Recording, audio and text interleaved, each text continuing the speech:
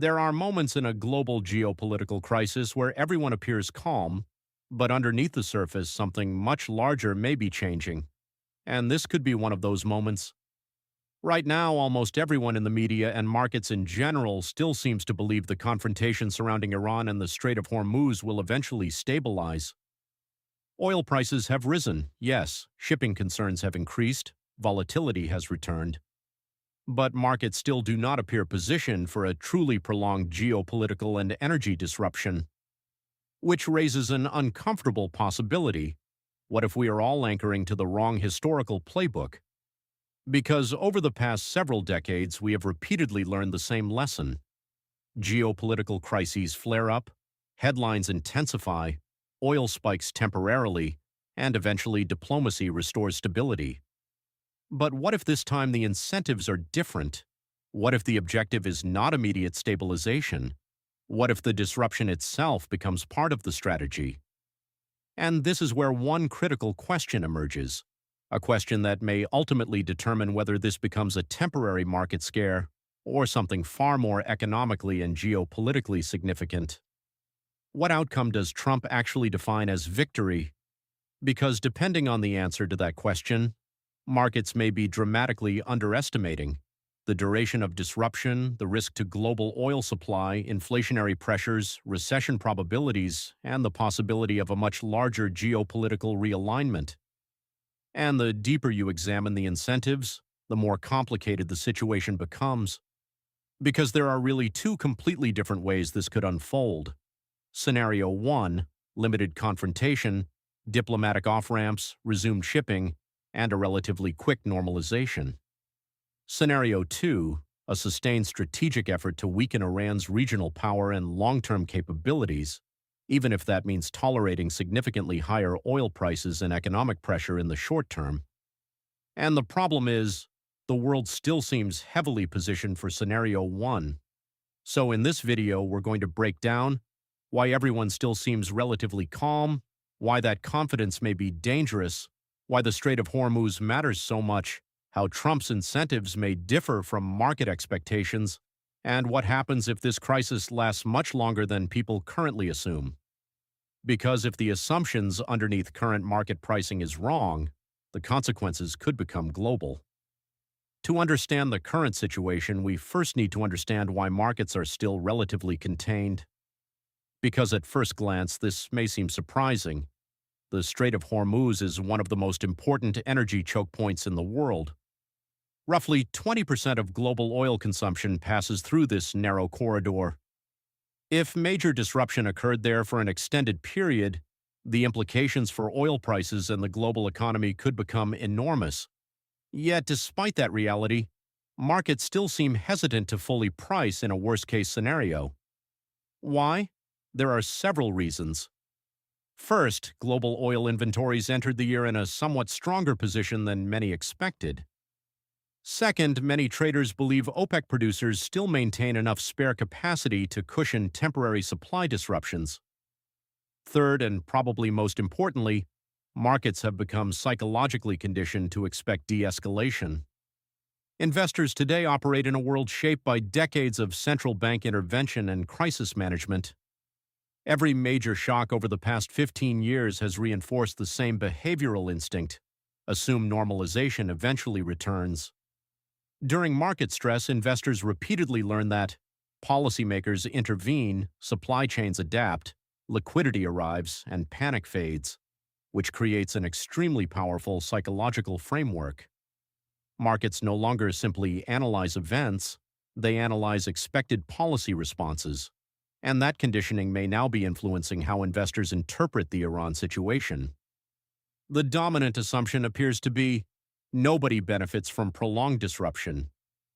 Eventually, diplomacy wins. Oil spikes will force de-escalation. Trump cares too much about markets to allow this to spiral. But embedded inside all of those assumptions is something critically important: the belief that economic pain itself becomes politically unacceptable very quickly, and that may not necessarily be true. So what is the assumption everyone is making, because the core market thesis right now appears relatively straightforward? Investors largely believe Trump will seek some form of off-ramp before economic damage becomes severe, and on the surface, that logic makes sense. Historically, Trump has shown strong sensitivity to stock market performance, energy prices, economic sentiment, consumer confidence, and media narratives treated almost like political scorecards. Rising markets reinforced perceptions of strength. Falling markets created pressure. So naturally, many investors assume if oil prices rise too far, if inflation risks increase, if recession fears accelerate, then pressure for stabilization grows rapidly. But there is another interpretation that markets may not fully appreciate. Because what if this situation is not primarily being viewed through an economic lens? What if it's being viewed through a historical and geopolitical lens instead? And this is where the analysis becomes much more complicated. Because when you examine Trump's rhetoric toward Iran over many years, one thing becomes clear. His views have often been considerably more aggressive than portions of the foreign policy establishment expected. Iran has consistently occupied a unique place within broader conservative geopolitical thinking, not simply as another adversary Sorazate, but as a symbolically unresolved challenge dating back decades. And symbolism matters enormously in geopolitics. One of the biggest mistakes analysts often make is assuming second-term presidents behave like first-term presidents. First-term presidents operate under re-election constraints. Every decision is filtered through electoral risk. Second-term presidents often become much more focused on legacy, history, permanence, defining achievements. And if Trump believes Iran's regional influence can be decisively weakened, its nuclear ambitions permanently constrained, and a decades-long geopolitical issue fundamentally reshaped, then short-term economic disruption may become politically tolerable, especially if he views this as accomplishing something previous administrations failed to achieve. And there are historical reasons why this mindset could resonate deeply among parts of the conservative movement. For many Americans, particularly older conservatives, the Iranian hostage crisis of 1979 became deeply symbolic. It represented humiliation, weakness, declining American deterrence. The Beirut barracks bombing in 1983 reinforced similar perceptions. Over time, these events helped shape a worldview in which Iran became associated not merely with regional rivalry, but with unfinished historical confrontation. That matters because geopolitical decisions are rarely made purely through economic spreadsheets. Leaders interpret events emotionally, historically, ideologically, and if the current confrontation is viewed internally as an opportunity to permanently reset regional power dynamics, then markets may be dramatically underestimating how long disruption could persist. To understand why this matters so much, we need to talk about the Strait of Hormuz itself, because this narrow passageway is effectively one of the central arteries of the global energy system. At its narrowest point, the strait is only about 21 miles wide, yet enormous volumes of oil and liquefied natural gas move through it every single day, which means even limited disruption can have outsized effects on global pricing. And importantly, markets do not need a full closure to experience major stress. Even partial disruptions create fear-driven speculation, and energy markets are extraordinarily sensitive to uncertainty. Because oil pricing is not determined solely by current supply, it's determined by expected future supply, which means perception itself becomes economically powerful. If traders begin believing disruption could persist for weeks or months, prices can move violently even before physical shortages emerge. And once energy prices rise sufficiently, secondary effects begin spreading throughout the global economy. Suddenly, this is no longer just a Middle East story. It becomes a global macroeconomic shock, and this is where the situation becomes particularly dangerous, because modern markets have spent years adapting to a world of structurally lower inflation. But geopolitics may now be reversing that environment. Over the last few years, we have already seen supply chain fragmentation, sanctions regimes, deglobalization pressures, industrial reshoring, and strategic competition between major powers. Energy disruption would intensify all of those trends simultaneously.